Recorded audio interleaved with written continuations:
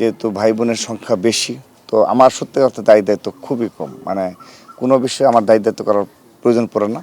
তো সে কারণে আমি এই পারিবারিক এই দিকটা থেকে একদমই মুক্ত, যে আমার প্রতি মানে পারিবারিক কোনো দায়িত্বের পালনের কোনো দায়বদ্ধতা নেই এবং তারা এটা প্রত্যাশাও করে না। সে কারণে আমি সত্যিকার অর্থে যে আদর্শিক রাজনীতির চর্চা সেটি করতে পারছি। প্রতি ঈদেই চেষ্টা করি আমি আমার পরিবার মানে আমার যে পিতা মাতা ভাই বোন যারা রয়েছে তার থেকেও আমি সাধারণত ছাত্র দলের নেতাকর্মীদের নিয়ে ঈদ উদযাপন করা। আমরা সিদ্ধান্ত নিয়েছি এরপর আমরা দুপুরে, যেহেতু আমরা দীর্ঘক্ষণ আমরা নামাজ পড়ে তারপর মাননীয় প্রধানমন্ত্রীর সাথে সাক্ষাৎ করতে দীর্ঘ সময় লেগেছে এবং আমাদের ছাত্রদলের সকল স্তরের নেতাকর্মী, বিশেষ করে সকল শ্রেণীর পেশার মানুষ আজ তার সাথে সাক্ষাৎ করেছে। তো আমরা অত্যন্ত ধৈর্য সহকারে ছাত্রদল মানে সর্বাগ্রে নয় সর্বশেষে আমরা সাক্ষাৎ লাভ করেছি এবং তারপর কবর জিয়ারত করলাম।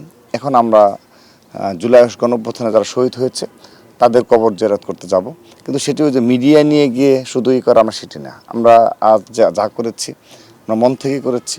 আমরা জুলাই গণঅভ্যুত্থানে যারা শহীদ হয়েছে তাদের কবর জিয়ারত করার জন্য আমরা ঢাকা মহানগর এবং ওই পাশ থেকে আমরা বলে দিয়েছি, তারা ইতিমধ্যে সম্পন্ন করেছে। এবং আমরা গতকাল আমাদের যে সাংগঠনিক সিদ্ধান্ত ছিল যে প্রতিটি জেলায় যারা গুম খুনের শিকার হয়েছে তাদের পরিবারের সাথে সাক্ষাৎ করা এবং যারা জুলাই আগস্ট গণঅভ্যুত্থানে যারা শহীদ হয়েছে এমনকি পঙ্গুত্ব বরণ করেছে তাদেরকে নিয়ে ঈদ উদযাপন করার জন্য ছাত্রদল নির্দেশনা প্রদান করেছে।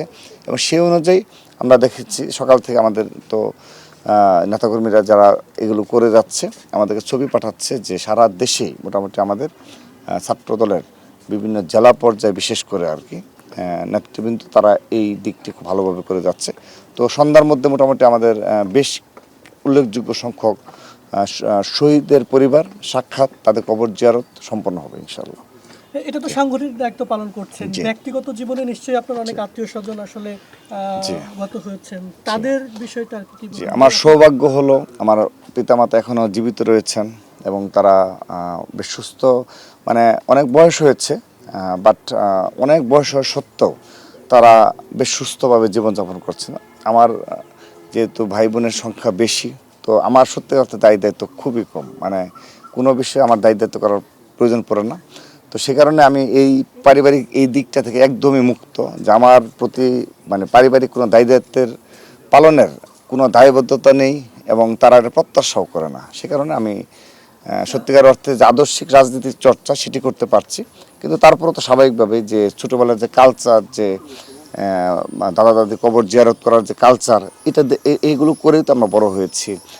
নামাজ পড়তে যাওয়ার আগে আমাদের কবর জিয়ারত করা এবং আসার পর আবার মুরব্বীদের কবর জিয়ারত করা, এই কালচার এটা তো যেহেতু ঢাকায় থেকে আমাকে এখানে করতে হচ্ছে, দায়িত্ব পালন করতে হচ্ছে, সেজন্য তো আমি মনে করি যে এটিও একটা অনেক বড় দায়িত্ব, যে আমাদের যেহেতু আমি যে সকল নেতাকর্মীদের নিয়ে যাদের রক্তের বিনিময়ে দাঁড়িয়ে আমি আজ এখানে দাঁড়িয়েছি, তাদেরকে নেতৃত্ব দিয়েছি, তো তাদের আমার প্রতি অনেক অধিকার রয়েছে। সেই অধিকারটা আমি ফিল করি এবং সেই দায়বদ্ধতা থেকে আমি প্রতি ঈদেই চেষ্টা করি আমি আমার পরিবার মানে আমার যে পিতা মাতা ভাই বোন যারা রয়েছে তার থেকেও আমি সাধারণত ছাত্র দলের নেতাকর্মীদের নিয়ে ঈদ উদযাপন করা এবং তাদের পাশে থাকার সর্বাত্মক চেষ্টা করা, মন থেকে চেষ্টা করা, এগুলো আমি সেই এখন না, এটি আমি হল লাইফ থেকে প্রায় আপনি অনেক আগে থেকে এগুলো আমি করে থাকি।